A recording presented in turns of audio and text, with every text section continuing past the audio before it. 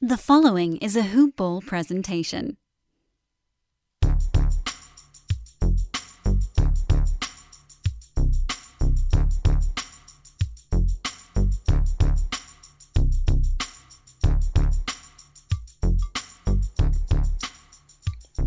Hello, and welcome to the Hoop Ball DFS Today podcast. I am Mike Apotria. I'm joined by my co-host over here, Andrew Hansen. Andrew, just getting out of work, getting home. How you doing tonight, man? Doing well, thanks. Yeah, we got some fireworks here late on Wednesday night with some big centers that I know you were paying close attention to, and exciting lead in to Halloween, the Halloween slate that we have. Yeah, and we're going to have some discrepancy because those who listened last show already know about our chicken soup bet, and it was Joel Embiid versus Karl Anthony Towns. They took the bet more serious than Coach and I did, but Yes, they did. we got to figure it out because do we count the scores? Do we not count the scores? I mean, do we count haymakers as extra points? Do tackles to the ground? There's so many things that we have to dissect from the situation as There far as really what's is. going on with the chicken soup bet. So we're gonna leave it at as a 2-2 tie right now until it's under review. It's under league review, so maybe we can get a couple of our listeners to weigh in on the situation and what they feel. Maybe if we just do a standard little vote, we'll know. But as of right now, Andrew, it's 2-2. Yeah, I think that's smart actually to review. Put the pause button on this for about 24 hours. We can revisit this on the Thursday night pod as we talk about the Friday slate because yeah, who knows about ejections, suspensions, fines. I mean, then there's the Ben Simmons angle where he's in there choking. He's getting a choke in as well. So there's just so much going on there. I was actually talking to a good buddy of mine over here on Twitter. He's a great writer. His name's Al Hunter. He writes in the fantasy world. Doing a couple of drafts with him this season. He said the same thing. They're actually really good friends. So I'm looking at that as more of like hold him down because Cat was losing his mind and he was kind of, you look closely from the other angle of the video, you can kind of see him saying something like in his ear. I think he was just calming him down because I don't know if you remember this last year, there was that video that went viral where it was Towns and Ben Simmons playing. I don't know if it was Fortnite or PUBG or one of those video games on Xbox or PlayStation. And they were talking about playing the Hawks tomorrow, and he was like, "Come on, just play one more game." And he was like, "Who you guys got tomorrow?" The Hawks. And they're like, "Oh, you're good, man. Come on, you can stay up late." So I remember them joking around a little bit. I'm pretty sure these guys are friends. I don't think it was like he was trying to choke him out kind of scenario. Yeah, I hear what you're saying. It looked like Cat was sort of, trying to grab at Embiid's legs, and Simmons was just kind of holding him back under the pile there. Yeah, he was trying at least, but you brought it up a little bit before. This is being recorded on Wednesday night, so this is going to be for the Halloween pod, like Andrew said, for the 31st. So we'd like to just give that little precursor. You're not on the wrong day just because we're saying the wrong day. We're just trying to kind of line things up.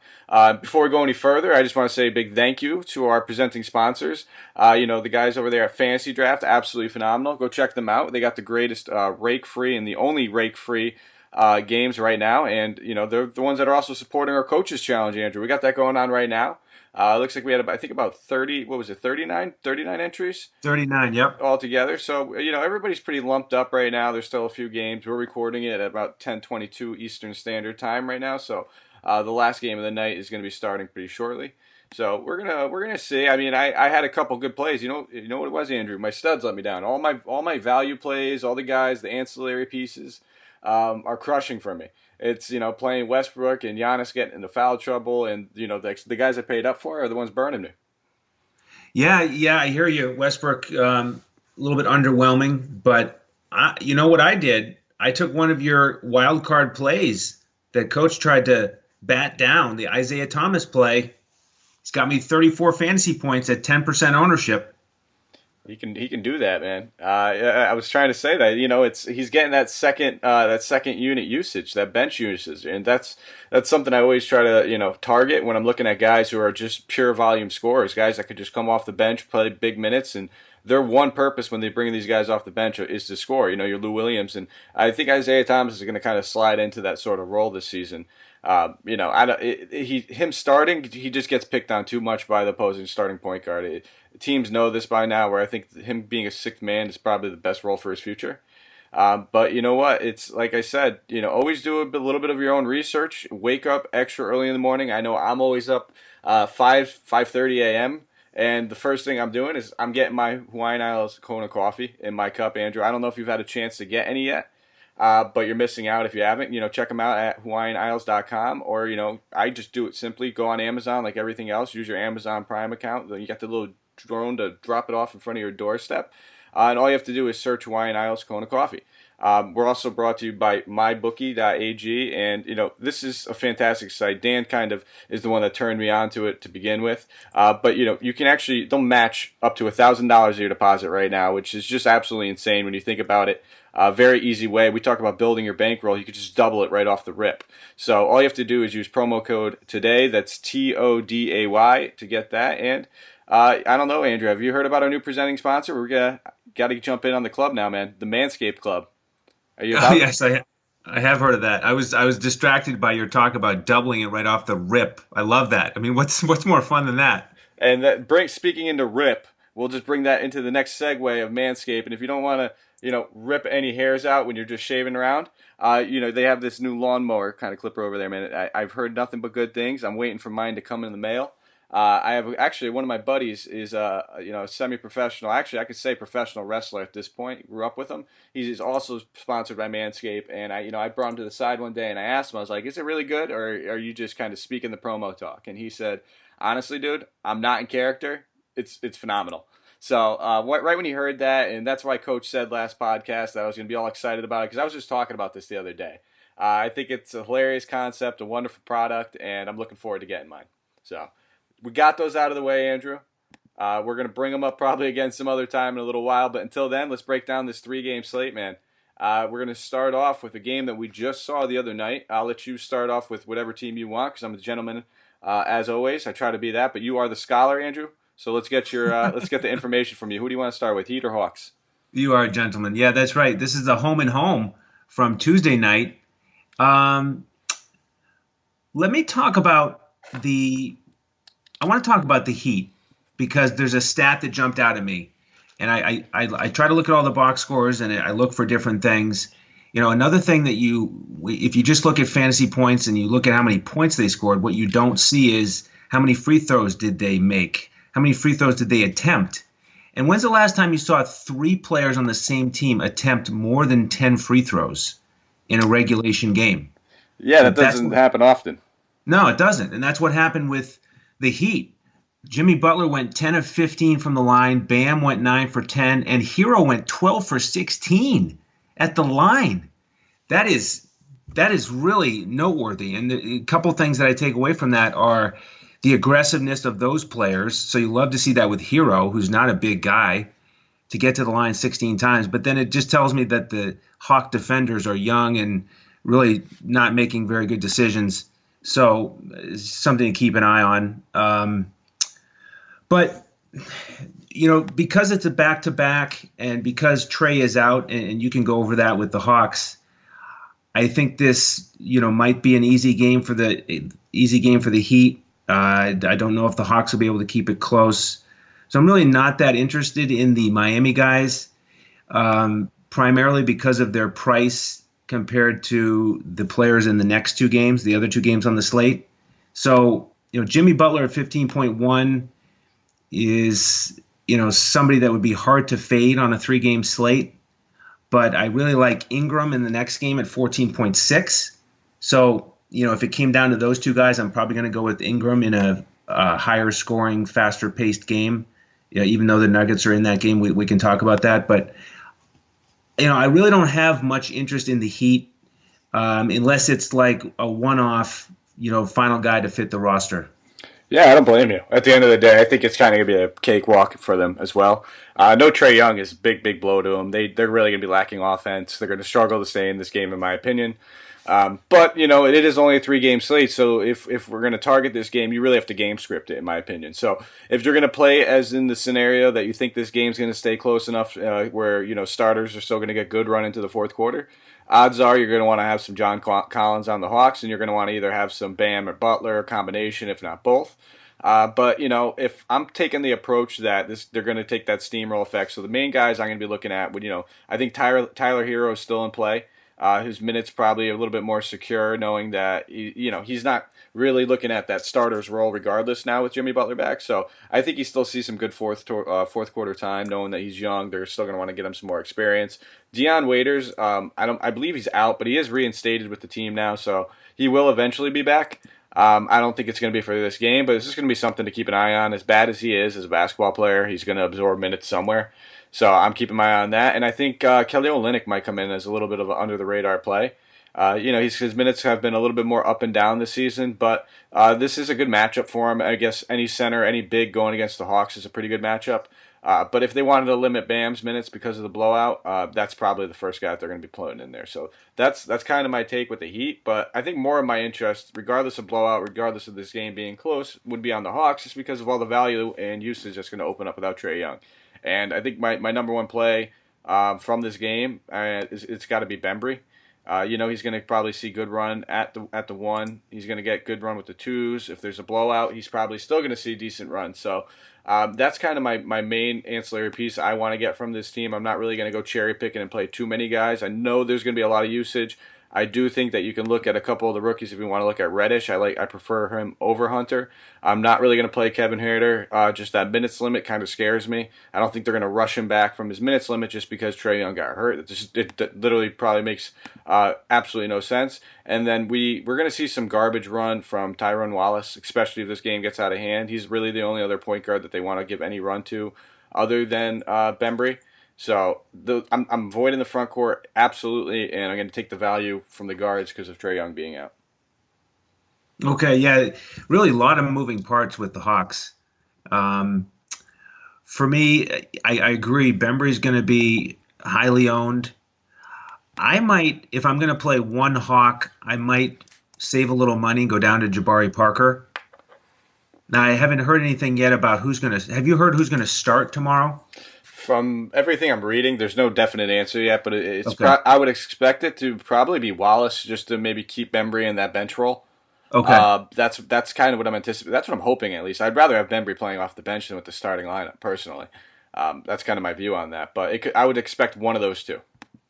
Yeah, so let's keep our eye on that for news throughout the day, and you and I can tweet that out if we see anything. Because if Bembry's in the starting lineup, then I like Jabari Parker even more. I feel like he's going to dominate the usage on the bench.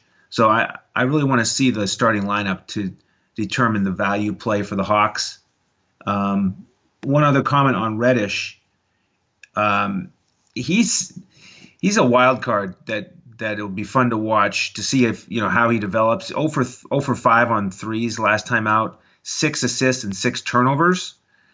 I was surprised by the 6 assists. Wasn't that surprised by the 6 turnovers? But at 8.9, I don't plan on playing him.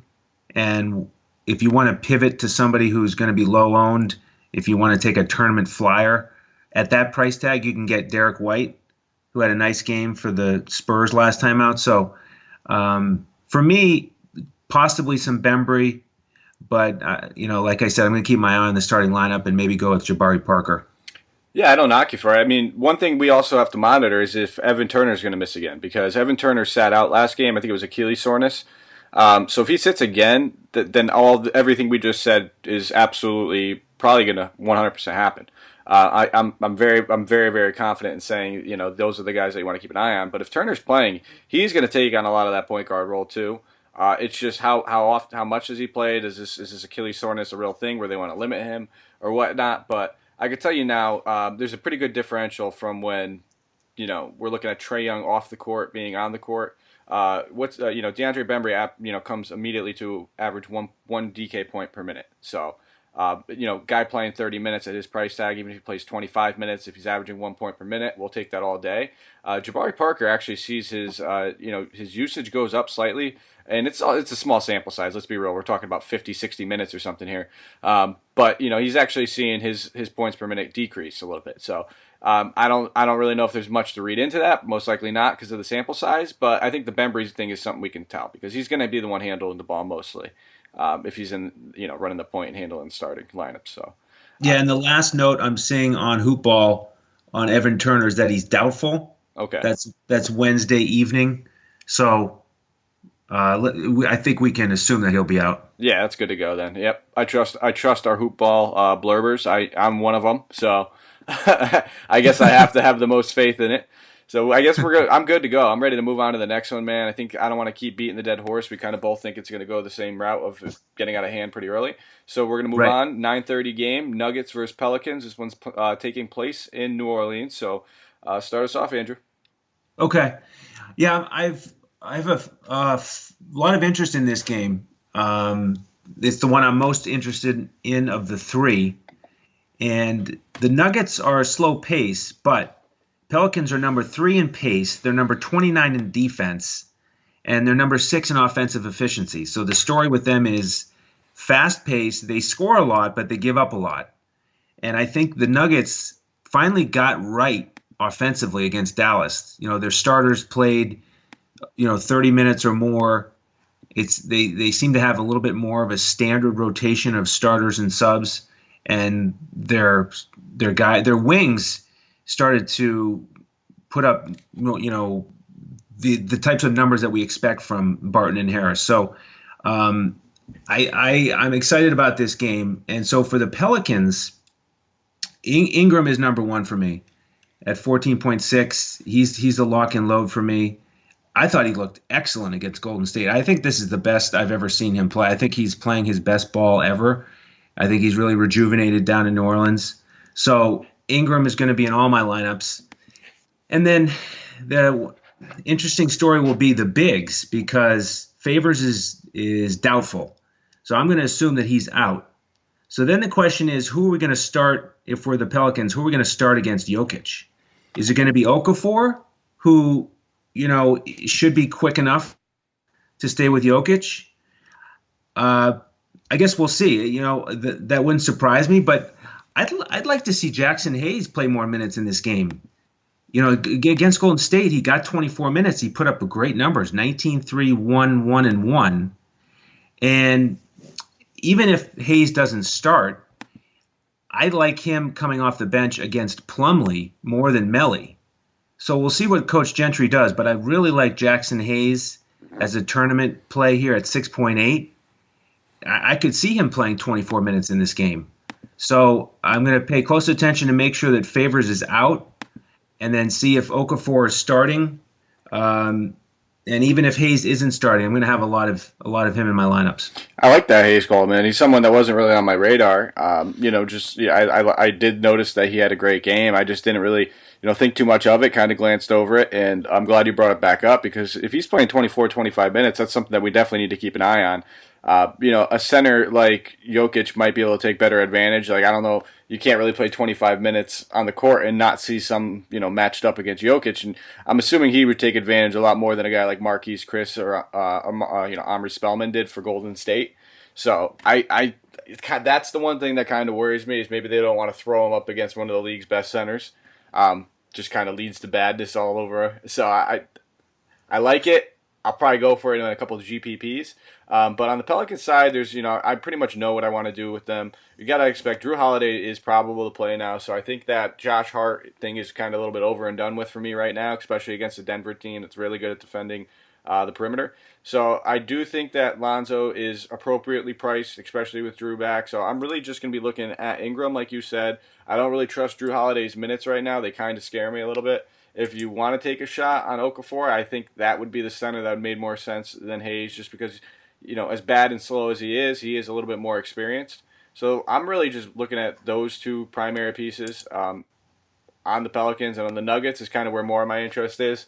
I love Jokic in this matchup. There's no reason why he shouldn't absolutely crush, potential triple-double spot. You mentioned Barton. He's one of my favorite plays on the night. They just refuse to price him up accordingly.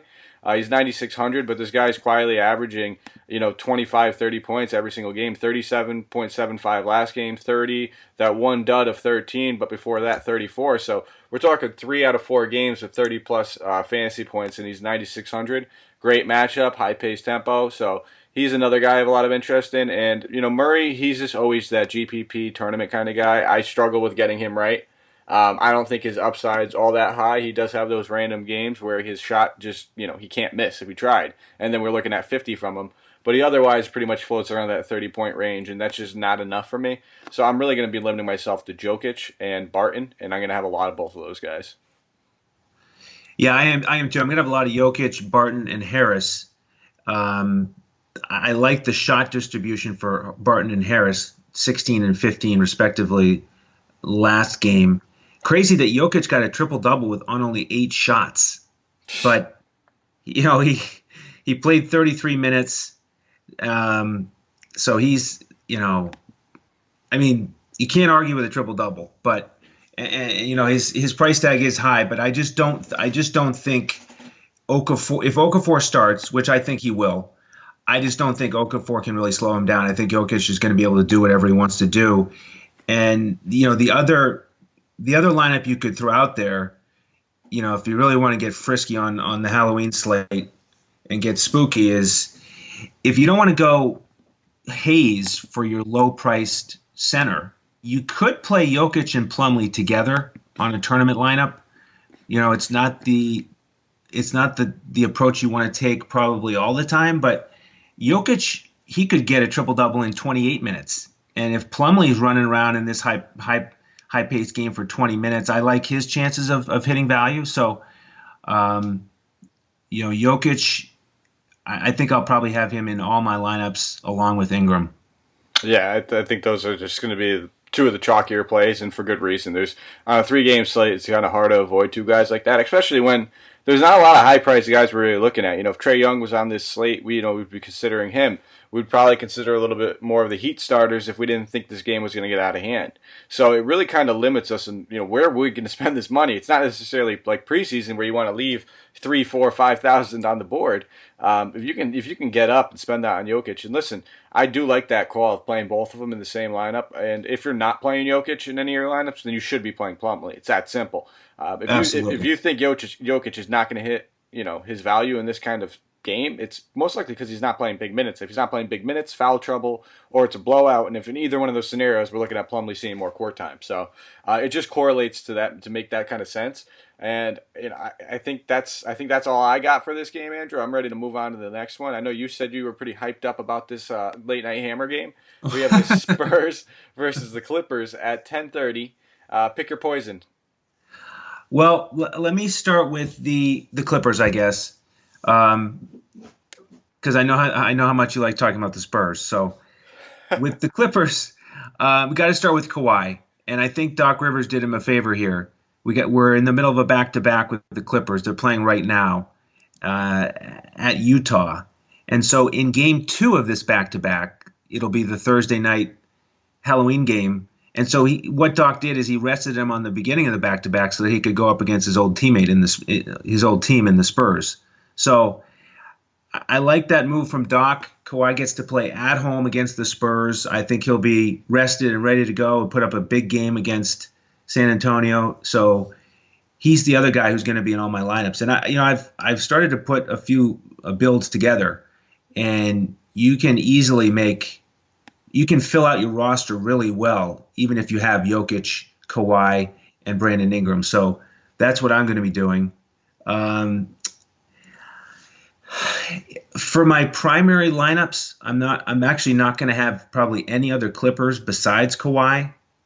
But what I might do is I might I'll do 2 game stacks.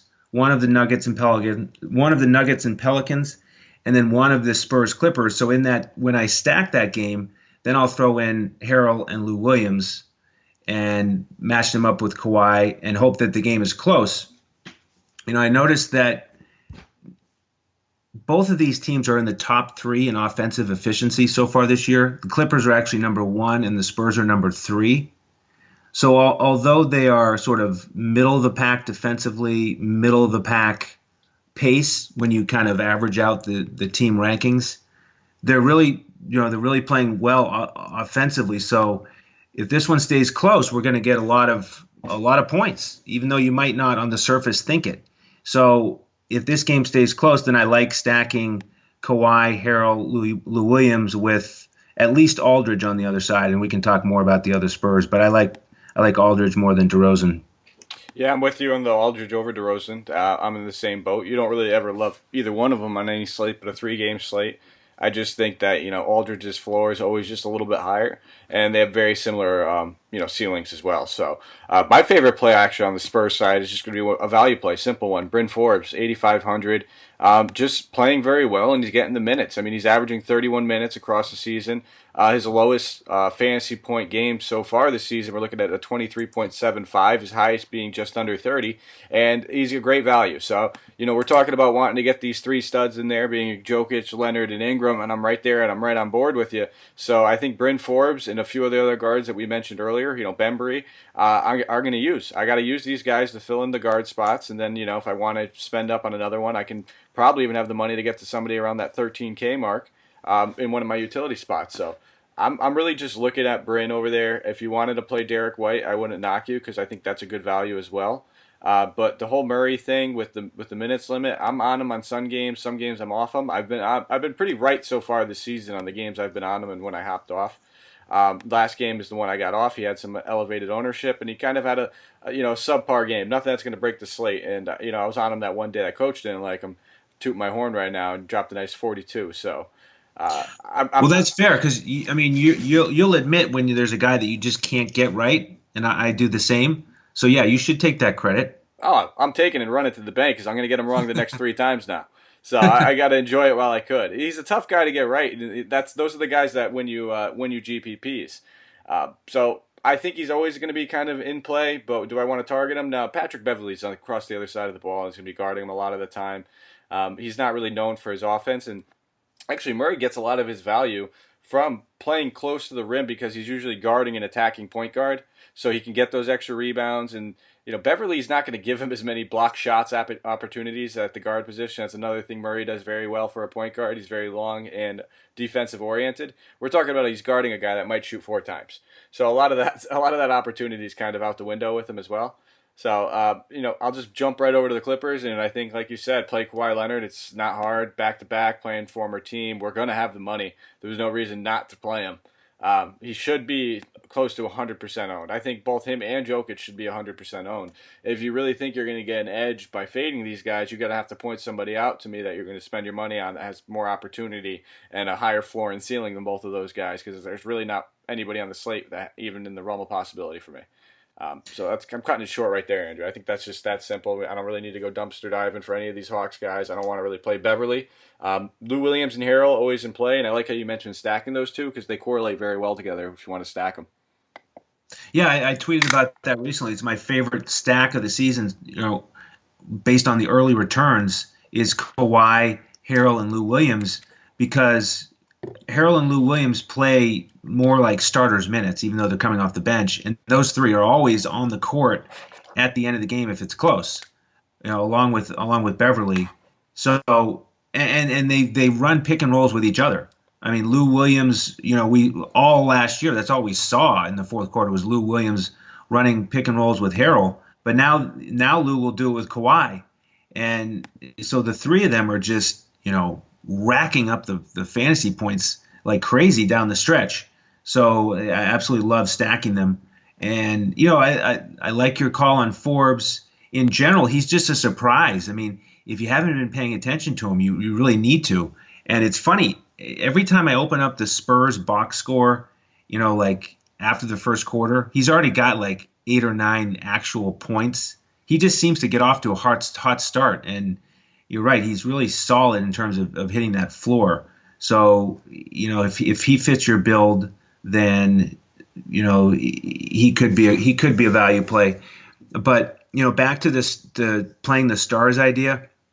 Yeah, I just agree with you on Kawhi and Jokic. And then, the only other way you might want to build it is if you sat one of them, like maybe you sat Jokic because you don't think he's going to quite hit value. He's not going to need to play 30 minutes. Then maybe you can get 2 of those 15K guys like Butler and Collins and, hope that they play off each other and the Hawks kind of keep it close. But other than that, then I'm with you 100% with Jokic and Kawhi. All right, man. I think that pretty much takes us home. So, as always, guys, if you could, when you get the chance, please go and go on YouTube, go on iTunes, check us out all over the place. Give us a thumbs up, rate, review, comment. Let us know if there's anything different you guys would like to hear. Whether it's fun games that maybe you have that you want us to play, maybe it's insults you might have for a coach that I can use. I'm running out of some old jokes over here. I'm gonna have to dive into the little Google old jokes. I think that's like the old thing to do now. See, that's what I don't get, Andrew. I'm getting old, man. I'm 28. No, I'm 28, man, but I got a bad back and I live like a grumpy old man. So it's kind of I have the characteristics and the mannerisms of a 74-year-old veteran.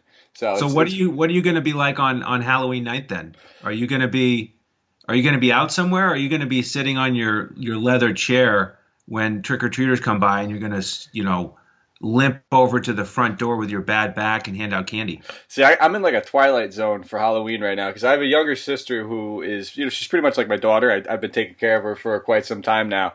And, she's too old to go trick-or-treating at this point. So that used to be my candy stash. I would raid her when she got back and take all the stuff she didn't like. And Right. then I get no trick-or-treaters on my street, man. It's like kids don't even do it anymore. So I bought all these bowls of candies. I've been living in the same apartment for this is going on my third year. And I think I maybe have given out 3 or 4 pieces of candy since I've been here. So I end up just having a big bowl of candy. Yeah, man. So I don't know what to do on Halloween anymore. I might just, be the guy that just scares people.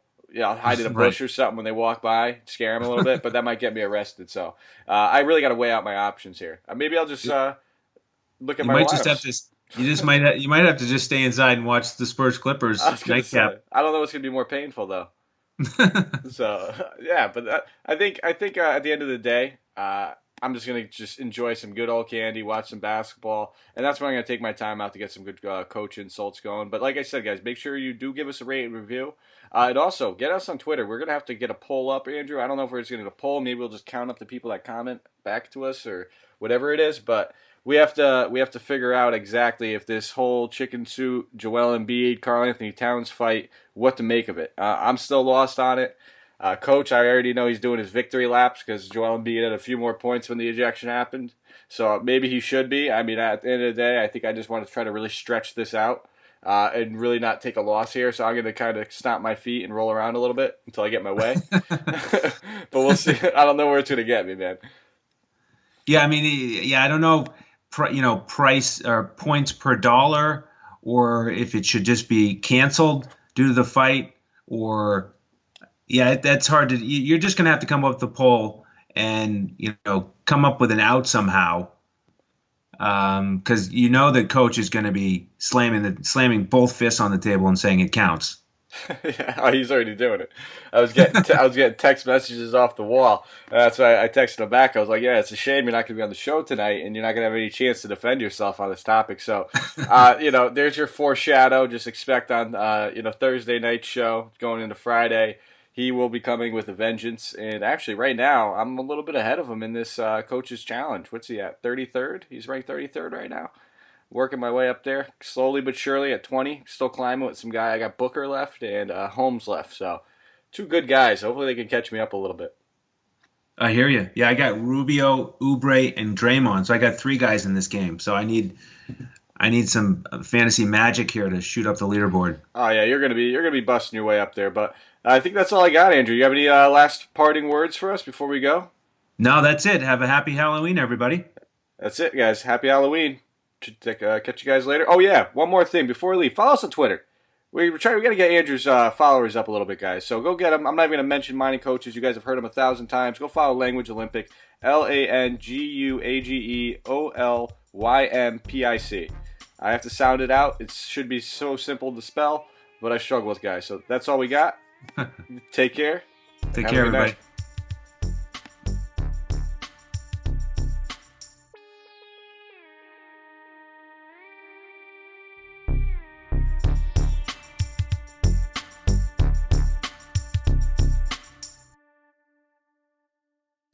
This has been a Hoop Ball presentation.